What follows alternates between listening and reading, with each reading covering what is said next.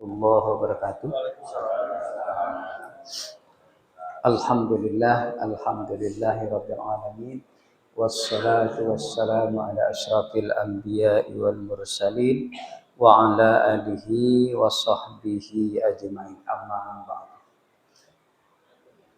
Bapak-bapak haji, ibu-ibu hajah, serta bapak-bapak, ibu-ibu yang dirahmati Allah. Jadi alhamdulillah pada kesempatan ini kita akan sedikit membahas tentang materi yang ke-9. Materi yang ke-9 yaitu tentang jihad. Jadi pelajaran umum jihad, tapi dikaji dalam segi ma'rifat. Pelajaran umum dikaji dari segi ma'rifat.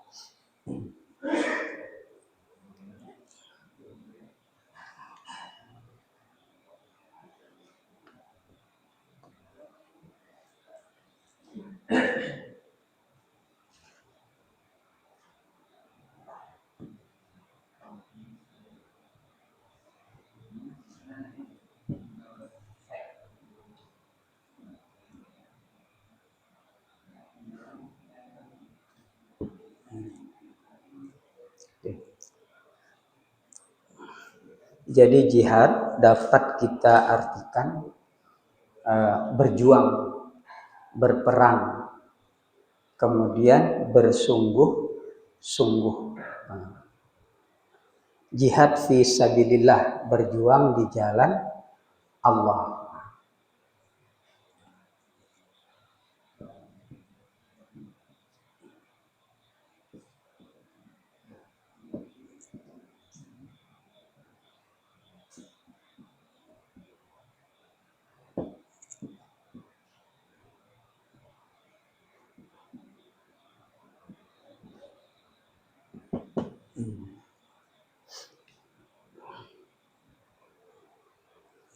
Jadi di zaman Rasulullah ada sebuah hadis setelah perang Badar menang, jadi Rasulullah berkata kepada para sahabat bahwa kita ini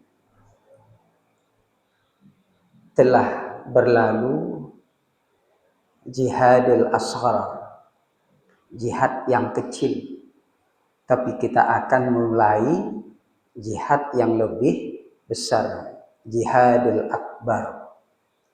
Lalu kata sahabat, jihad apalagi ya Rasulullah yang lebih besar?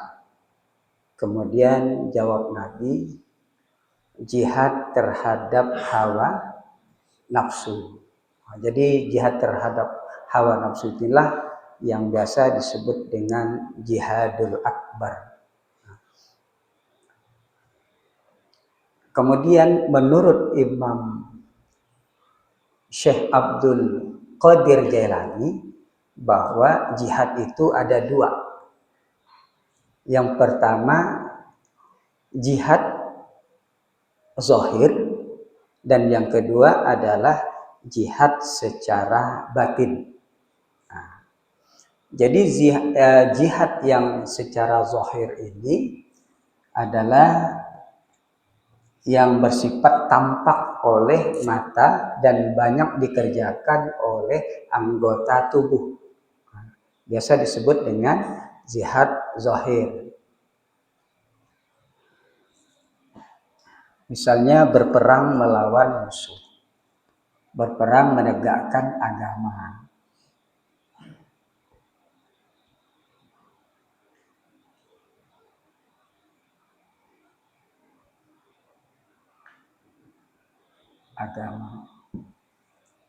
Kemudian bersungguh-sungguh berperang dalam atau berjihad dalam menyebarkan agama.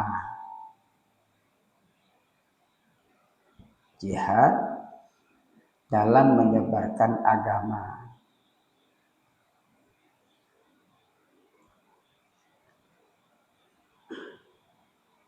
Kemudian berjihad dalam mencari rezeki. Berjihad dalam mencari ilmu. berjihad dalam mencari atau kedudukan, mendapat kedudukan. Jadi ini termasuk jihad secara lahiriah, secara zahir. Maka di sini apabila berpihak pada kebenaran, maka termasuk jihad fi sabilillah.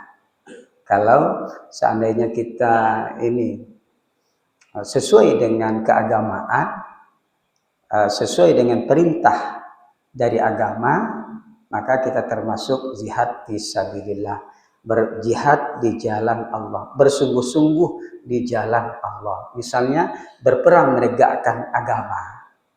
Jadi berperang menegakkan agama itu diwajibkan oleh Allah bagi yang mampu.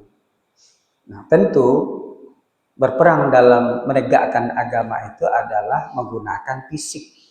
Menggunakan fisik yang kuat. Kalau fisik yang lemah barangkali tidak ikut dalam peperangan. Cuma cukup berdoa. Nah, kemudian berjihad dalam menyebarkan keagamaan. Di sini banyak proses. Kemudian banyak menggunakan lahiriah yang kita gunakan. Ini menyebarkan agama. Kemudian jihad dalam mencari rezeki untuk kehidupan keluarga, kelanjutan kehidupan keluarga, maka si suami biasa juga dibantu oleh istri, maka mereka mencari rezeki. Mencari rezeki itu termasuk zahir, berjihad di jalan Allah. Apabila dilakukan, misalnya mencari rezeki adalah suatu kewajiban, maka berjihad mencari rezeki adalah kewajiban. Bersungguh-sungguh. Kemudian berjihad dalam mencari ilmu. Nah, Nabi menyuruh kita untuk mencari ilmu dari buayan hingga liang lahat. Utlubul ilma minal mahdi ilal lahdi. Kemudian Rasulullah juga menyuruh kita untuk menuntut ilmu dengan sejauh mungkin. Kalau ilmu yang akan kita terima itu memang ada di tempat itu, maka mau tidak mau kita harus menerima. Utlubul ilma walau bisin, kata Nabi. Tentulah ilmu walaupun di negeri Cina. Nah, jadi jihad ini adalah jihad yang zahir. Kalau wajib melakukannya berarti wajib juga kita berjihad dengan anggota tubuh. Kemudian yang kedua, menurut Syekh Abdul Qadir Jailani, jihad yang kedua adalah jihad batin. Yang dilakukan oleh batin kadang-kadang berdampak dalam pengamalan itu adalah lahiriah, yaitu berperang memerangi hawa nafsu. Hawa nafsu. Nah, hawa nafsu inilah sebenarnya yang paling terpokok setelah yang zahir. Dengan hawa nafsu yang membesar di dalam diri kita, maka kita rasanya tidak mungkin dengan semudah itu untuk menaklukkan hawa nafsu. Jadi hawa nafsu ini ibarat api. Di masa kecil, api itu seakan-akan bisa menjadi teman kita, bisa kita atur. Tetapi kalau sudah membesar, maka itu sudah menjadi lawan. Dan barangkali kita sulit untuk menaklukkannya. Kemudian juga kalau kata ulama-ulama tasawuf, hawa nafsu juga itu ibarat tanaman yang berduri. Tanaman yang berduri.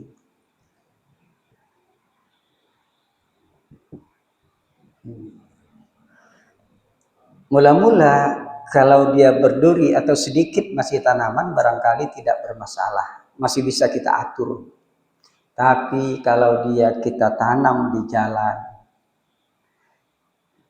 Ini kita tanam di jalan, ini kita tanam di jalan. Kemudian nanti dia menjalar, tidak kita pelihara, tidak kita babat, tidak kita bersihkan dia, maka dia nanti perlahan-lahan masuk ke areal jalan. Nah, apabila hal yang demikian terjadi, maka itu bisa mengganggu orang yang lewat, terkena duri dan sebagainya. Apabila sudah membesar tanaman yang berduri tersebut, maka sulit untuk dibersihkan, untuk dimusnahkan, sulit. Yang tadinya cukup dengan gunting ataupun pisau yang kecil, tapi sekarang dengan pisau yang besar tidak mampu, dengan kampak pun tidak mampu. Nah, oleh sebab itu, kalau nafsu ini tidak dibersihkan, maka nanti akan membuat tubuh kita menjadi tidak baik. Apa kata Nabi? Di dalam diri kamu sekalian ada segumpal daging. Kalau kamu tidak kamu bersihkan, maka dia akan kotor. Setelah itu anggota tubuhmu akan berbuat yang kotor, akan berbuat yang tidak baik. Jadi berperang melawan hawa nafsu ini adalah termasuk jihad yang paling besar.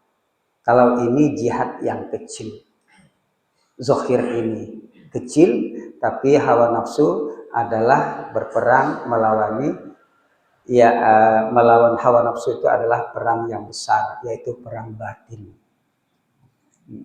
Kenapa? Karena batin ini, coba kita perhatikan, kita selalu dibisiki oleh batin kita, yaitu hawa nafsu. Setiap detik dan saat. Kita akan merasakan apabila kita di tempat yang sepi, tidak ada tempat teman berbicara. Lalu kita berkonsentrasi, di situ ada dua gejolak. Menyuruh kita berbuat jelek, menyuruh kita berbuat baik. Nah, itulah yang dibahayakan, yang dikhawatirkan oleh Rasulullah. Perang kita ini besar yang akan datang ini, melawan hawa nafsu. Nah, itu nafsu nanti banyak arahnya. Nafsu ini nanti akan memotivasi yang ini. Kalau hawa nafsu jelek, maka cara mencari rezeki ini pun menjadi jelek. Kemudian, kalau hawa nafsu jelek, cara berperang menegakkan agama pun akan jelek. Bisa jadi ria, bisa menjadi sombong pada saat dia berperang menegakkan agama. Kalau dia menang, kalau tidak ada aku, jadi jelek. Kemudian mencari ilmu pun kadang-kadang terpengaruh. Nah, jadi yang paling pokok dalam ilmu makrifat adalah menaklukkan hawa nafsu. Kalau hawa nafsu sudah takluk, maka mudah dalam menuntut ilmu, semangat dalam menuntut ilmu, mudah dalam mencari rezeki, dan kita mencari rezeki tentu yang halal-halal. Kemudian menegakkan agama, tidak rasa takut, karena kita tahu meninggal dalam menegakkan agama merupakan fisabilillah. Kemudian berjuang untuk menyebarkan agama terasa mudah karena hati kita sudah bersih. Jadi yang paling pokok hawa nafsu. Nah, jadi banyak untuk hawa nafsu mengarah kepada jabatan, hawa nafsu mengarah kepada kekayaan, mencari kekayaan. Nah, yang seperti yang tadi. Hawa nafsu mengarah menguasai dari segalanya. Kemudian hawa nafsu untuk menjadi orang yang ego. Jadi dan banyak lagi yang lainnya. Dari akibat hawa nafsu yang kotor, maka jabatan menjadi tidak baik, kemudian kekayaan menjadi kurang pas, menguasai menjadi kurang bagus, keegoan semakin menjadi-jadi disebabkan karena hawa nafsu. Nah, oleh itu, karena itulah sangat beruntung kita mempelajari yang namanya ilmu thariqah. Karena salah satu jalan untuk membersihkan hawa nafsu adalah dengan jalan memperbanyak zikir di antaranya. Salat, puasa, kemudian membaca Quran, kemudian bersalawat kepada Nabi dan sebagainya, itu salah satu untuk membersihkan hawa nafsu. Tapi resep yang paling ampuh menurut ulama-ulama thariqat adalah zikir, yaitu zikir la ilaha illallah dan zikir Allah. Terutama dalam berbagai macam tarekat, apalagi tarekat Qadiriyah, Naqsabandiyah. Itu memang amalan dalam tarekat Qadiriyah wa Naqsabandiyah. Nah, contoh saja di dalam diri kita itu kan di dalam tubuh,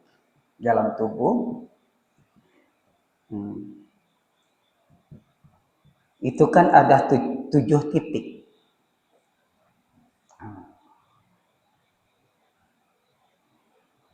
Dua jari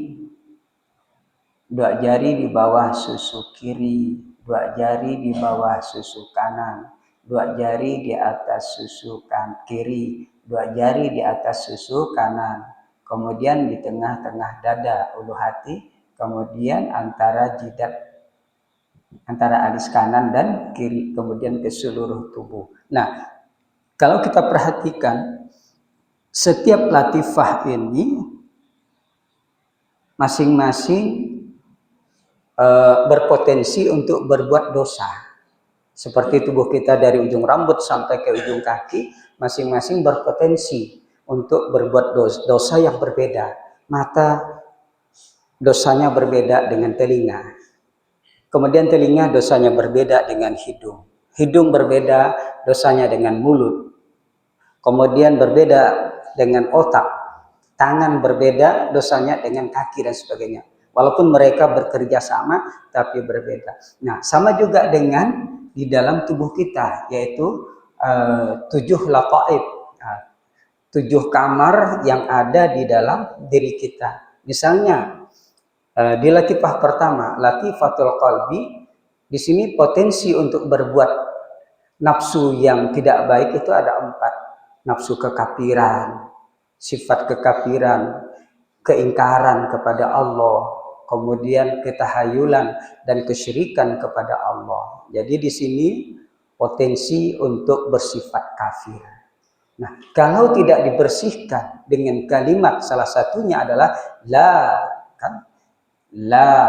ilaha illallah, la ilaha illallah, maka dengan perlahan-lahan kita bersihkan dengan kalimat la ilaha illallah, maka boleh jadi kalau tidak cepat lambat maka dibersihkan, dikarunia oleh Allah sehingga hati kita 2 jari di bawah susu kiri itu menjadi bersih dengan seizin dan rahmat dari Allah Subhanahu wa taala. Kemudian nanti kita pindah setelah bersih. Yang kedua, 2 jari di bawah susu kiri, yaitu latifatur ruh. Latifatur ruh itu berpotensi kita bersarangnya hawa nafsu untuk bersenang-senang. Ya, biasanya orang mudah bersenang-senang apabila punya uang. Nah, punya uang maka dia mudah bersenang-senang, pergi ke sana kemari yang tanpa tujuan arah yang kebaikan. Nah, boleh jadi dia hanya untuk bersenang-senang, bersukaria yang nantinya ternyata tidak dibenarkan oleh agama. Nah, kalau tidak dibersihkan, maka mereka bersikap itu sampai dia meninggal. Nah, jadi kemudian latifatus sirri khafi akhfa natiqah masing-masing di sini adalah kumpulannya, semua adalah hawa nafsu yang mengarah kepada kejelekan.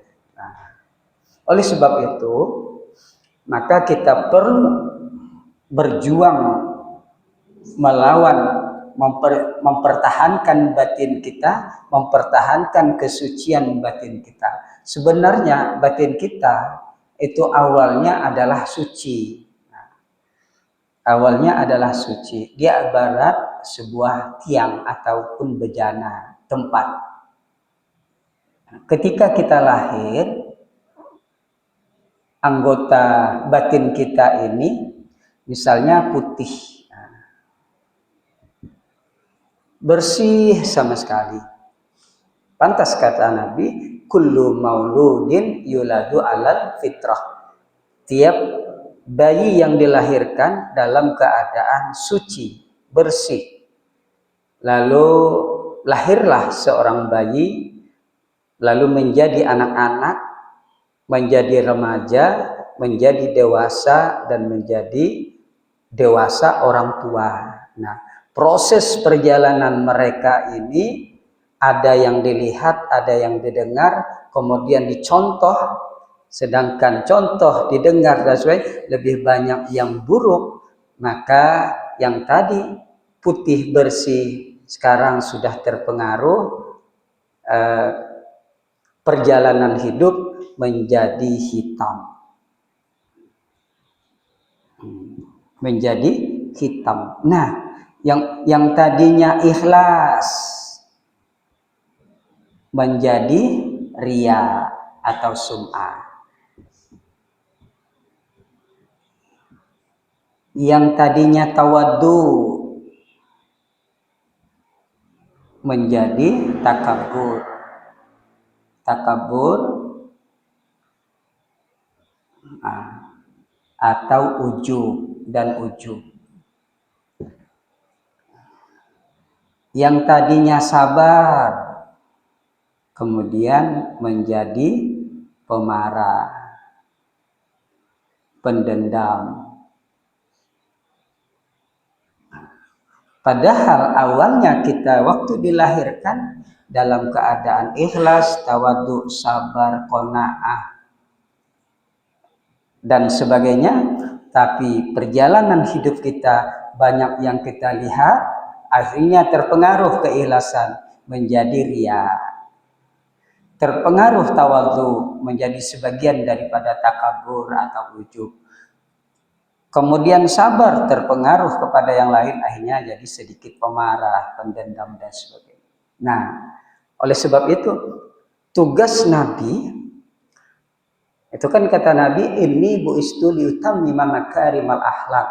Sesungguhnya aku, kata Nabi, diutus di permukaan bumi ini adalah untuk menyempurnakan akhlak yang mulia. Karena akhlak di zaman Nabi itu sudah ada.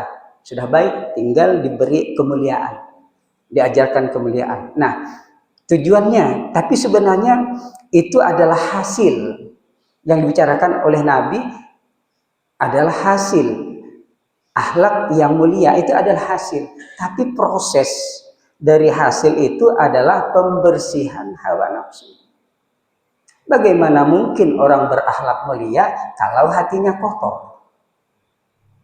Jadi sebenarnya Nabi berpesan, aku diutus ini sebenarnya untuk membersihkan hati yang kotor, mempertahankan hati yang bersih. Nah, dengan demikian nanti akhlak menjadi terpuji, yang mulia dan sebagainya. Jadi sangat pas pembelajaran thariqah ini, sangat pas. Jadi orang yang anti dengan thariqah barangkali ya perlu merevisi lagi lah, perlu direvisi lagi kalau anti dengan thariqah. Karena thariqah ini intinya adalah zikir, tujuannya membersihkan hati.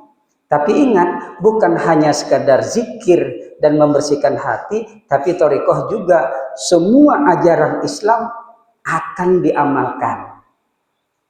Seperti pelajaran fikih, tentu orang thariqah harus belajar fikih. Kemudian harus belajar keimanan, yaitu ilmu tauhid atau akidatul Islam, memang harus demikian. Belajar tasawuf memang harus demikian. Kemudian belajar thariqat harus demikian. Jadi dengan mempelajari thariqah berarti seluruh ajaran agama Islam yang tercantum dalam Quran dan hadis itu harus diamalkan, bukan diabaikan. Kalau misalnya orang thariqah ada tidak sholat, nah itu adalah oknum, bukan thariqahnya. Pemahaman yang keliru. Itu perlu diluruskan. Yang meluruskan bukan orang thariqah saja, orang di luar thariqah pun perlu meluruskan. Nah, jadi dibersihkan tadi, pelan-pelan membersihkan yang hitam itu kan. Yang tadi ria, yang tadi mestinya ikhlas, tawadu, menjadi takabur, maka perlahan-lahan membersihkannya dengan kalimat la ilaha illallah, dengan kalimat Allah Allah, dengan memperbanyak selawat, dengan memperbanyak sholat, dengan memperbanyak puasa dan sebagainya, maka perlahan-lahan yang tadi hitam menjadi putih. Nah, inilah yang disebut dengan berjuang melawan hawa nafsu, berjuang untuk menjernihkan batin. Kalau batin sudah jernih, maka zahir pun akan baik. Jadi tergantung batin.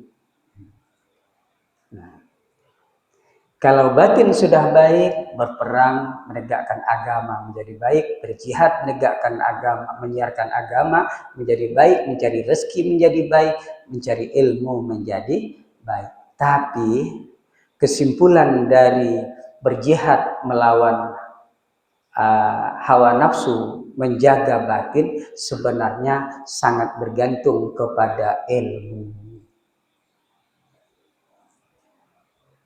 Tidak akan mungkin orang akan bisa untuk membersihkan hawa nafsu tanpa ilmu. Nah, oleh sebab itu pelajarilah ilmu agar mudah nanti dalam membersihkan hawa nafsu. Kalau tidak ada ilmu tidak akan mungkin.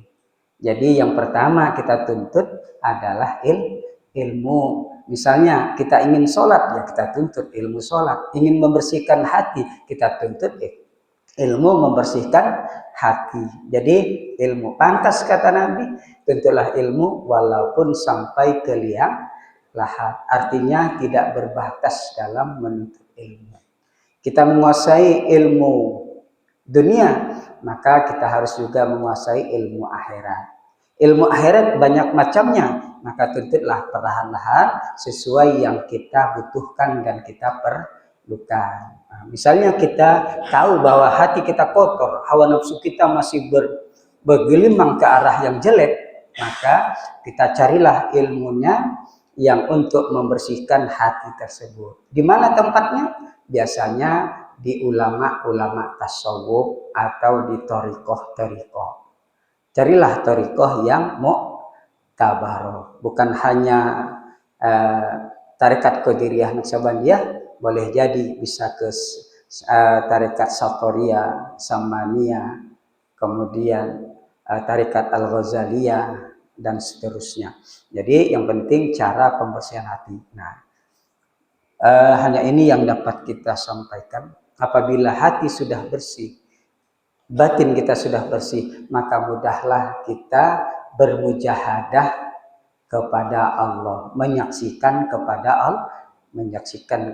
Allah. Nah, ini penting bagi kita semua untuk membersihkan hati. Nah, kalau kita sudah dekat dengan Allah, maka gampang. Maka kita nanti akan sampai kepada Allah. Sampai atau tidaknya sampai kepada Allah sangat bergantung kepada kesucian hawa nafsu, kesucian batin. Nah, insya Allah, karena batin itu adalah ibarat cermin, jadi bisa menampung cahaya, bisa memantulkan cahaya. Tapi kalau batin kotor, berarti ibarat cermin kotor, tidak bisa memantulkan cahaya, tidak bisa menerima cahaya. Cahaya itu adalah nurnya Allah Subhanahu wa Ta'ala. untuk penyaksian kepada Allah. Nah, jadi hanya ini yang dapat kita sampaikan tentang jihad. Terima kasih atas perhatiannya, mohon maaf atas kekurangannya. Wallahul muwaffiq ila aqwamit thoriq. Assalamualaikum warahmatullahi wabarakatuh.